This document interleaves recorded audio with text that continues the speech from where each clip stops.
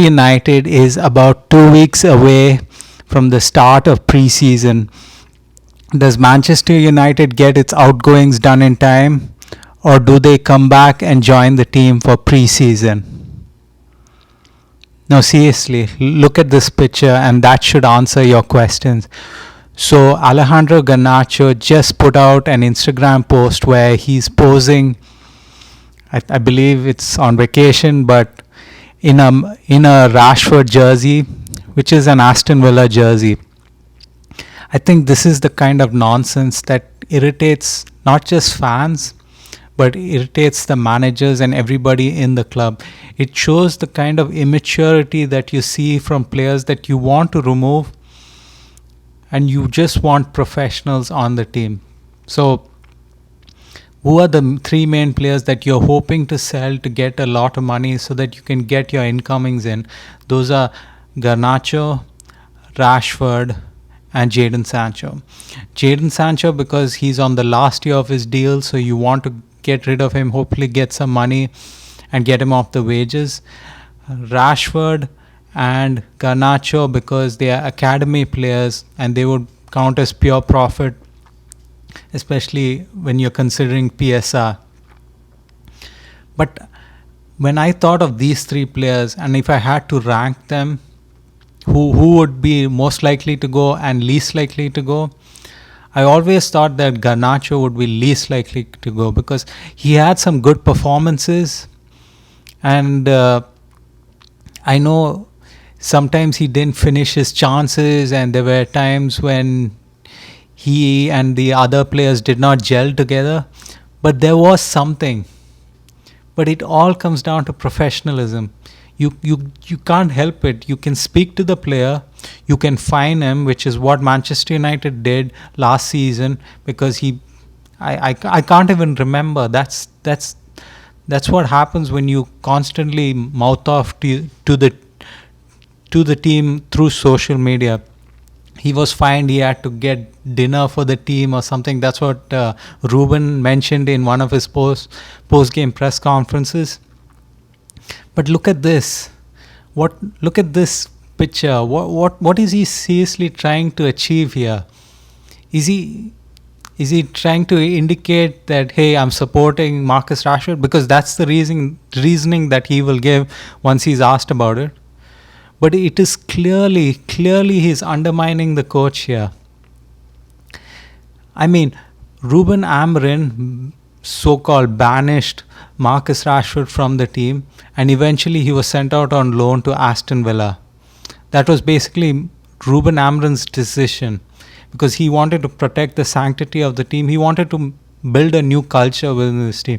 Now you can obviously shift the conversation to his record and say, oh, he finished 15th, he has no right to talk about any of these players. These players are homegrown players. Yes, they beat in the same sink as the heart of Manchester. All this nonsense, I don't want to hear this. You have to remove the bad apples from the bunch, and that's what Ruben Amorim is doing, and that's what he did with Marcus Rashford as soon as he comes in. And then you get this from another young player who thinks he can do anything. He thinks he doesn't make any mistakes, he's infallible, and everybody just has to deal with it. I don't know if this is a calculated move or this is just plain stupidity of a young kid who has a phone and goes about doing stupid things, but there is no way coming back from this. How can you put this picture up and then come and then expect the manager to put you back in the team? There is no way. I mean, because now the manager will have to answer questions about this through the duration of the summer, if Garnacho is brought back for preseason training. And this is the same thing which happened with Jadon Sancho last year. And Garnacho was there. He saw what was happening. He saw how it was affecting the team. But no, he doesn't care. So I just cannot understand what is going on through the heads of these players. So this was what Rob Dawson from ESPN said, that Ruben Amorim has not made a decision about whether Rashford, Anthony, Garnacho, and Sancho will be part of his squad for the summer tour of the United States. Sources close to Amorim say it's too early to make firm calls on his traveling part. Yeah, too early. It's actually way too late. They have to go. There is no way you can bring them in. By bringing them in, you are destroying whatever little you have built over the past 6 months. These are the worst influences you could have on the team. You're getting young players, because a lot of the academy players are going to be part of this squad when they go to the US for preseason, and you're getting Diego Leon, and then you're getting these bad apples into that same team, and then they will look at these and people and these players and say, oh, that's how he's performing. I can do that same thing. Oh, that's how he's performing off the pitch. I can do that as well. You just don't want to do it. This is where you have to put your foot down. There is nothing to gain by bringing them to the US. Nothing. Absolutely nothing. A lot of people, a lot of fans are mentioning, no, he has to bring them in because it helps maintain their value, because that's what they did last year with Jadon Sancho. They brought him in on preseason and then sold him. Jadon Sancho actually played in the Community Shield, and then he was sent out on loan to Chelsea later. None of that. There is no saving any of these players. There's nothing you can gain. You won't even get a few £1 million extra by getting them on preseason. Not only by bringing them in, you destroy the culture of the team which you are trying to build, but you are also losing valuable training time, which can be given to players who are actually contribute to this team. So no way, no how, let them leave. I know you can take you can make big losses, but this is where you have to look to the long term. Look at the long run. You would be more successful by setting your culture, by setting the discipline of the team, and saying, hey, you think this is going to work? They are much more established players and they are leaving. What do you think will happen to you if you act out? So this is about Marcus Rashford. So again by Rob Dawson, Marcus Rashford is planning to return to training with Manchester United next month if a deal to leave the club has not been agreed. There have been interest from Barcelona, Inter Milan, Juventus and Bayern Munich, as well as a number of PL clubs. That last line, all bullshit, all BS. Who are the clubs? Who are the clubs who are interested?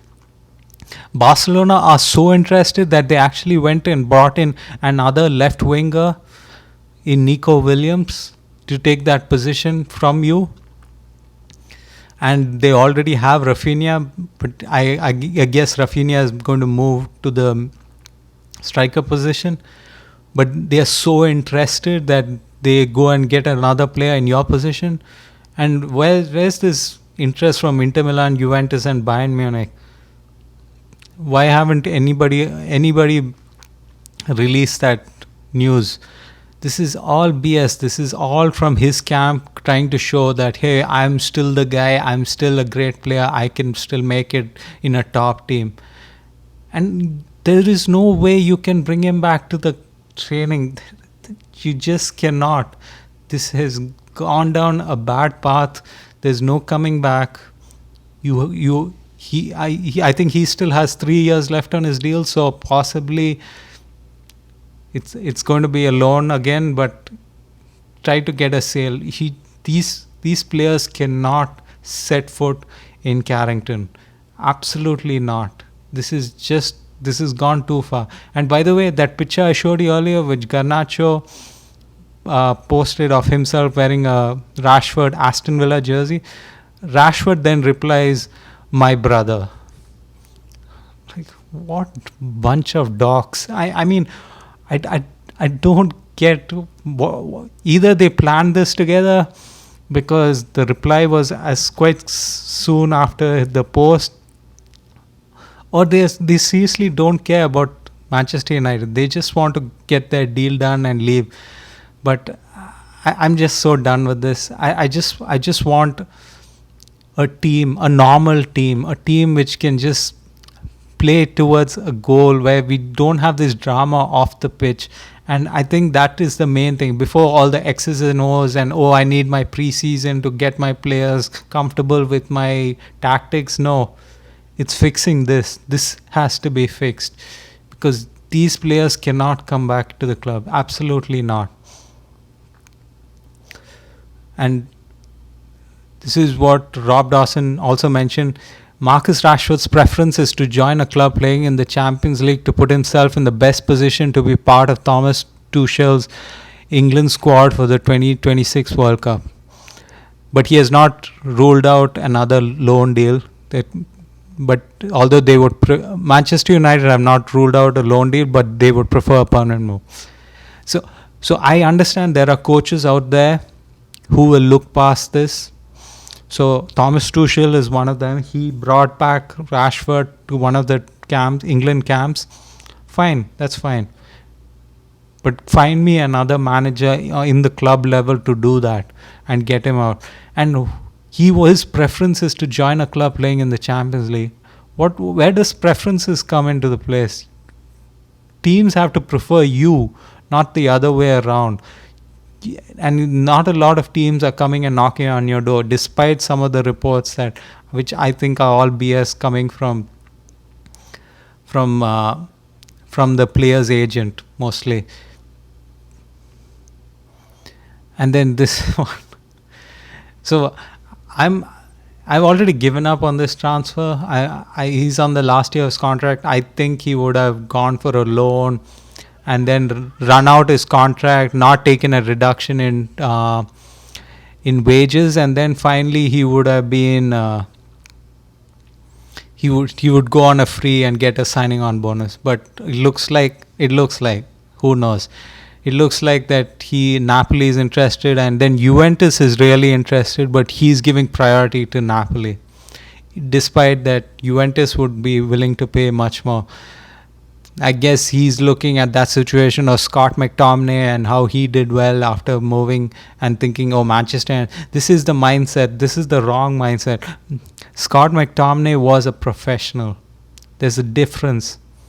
Jadon Sancho is not. So to expect the same situation to play out, I don't think it'll happen. But anyway, if Napoli wants him, go do it.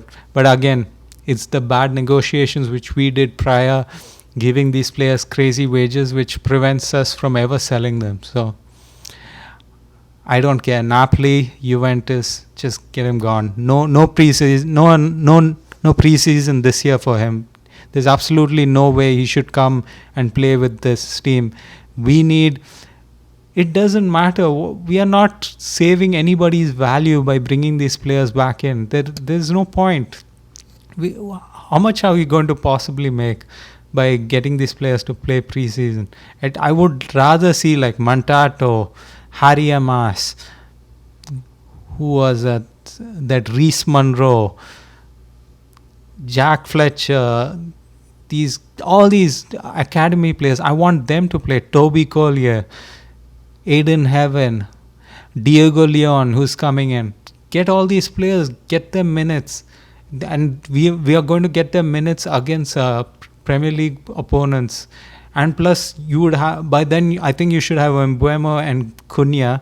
So you can then also integrate Rasmus Højlund with those two 10s and get some kind of continuity within them so that they will be actual options when the Premier League season starts. But none of these old players who obviously want to leave and don't deserve to be on the team.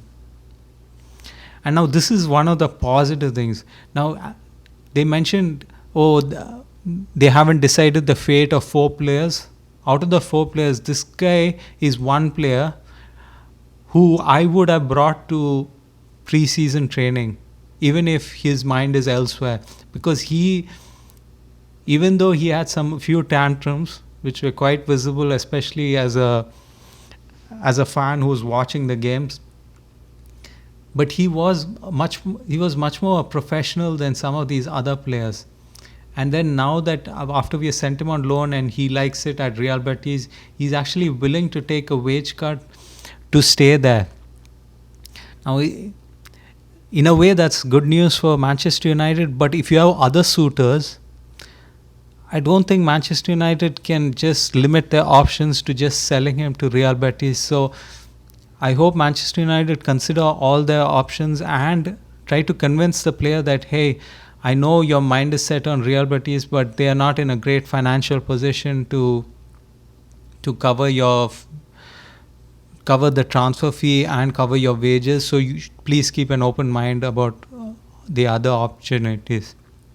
So that's what Fabrizio has mentioned. So Italian side Como have tried to sign Anthony in the recent days, but Brazilian winger is giving priority to Real Betis' return. Manchester United are also aware of Anthony's preference to continue at Betis next season. No club-to-club agreement yet. This is one where I would be willing to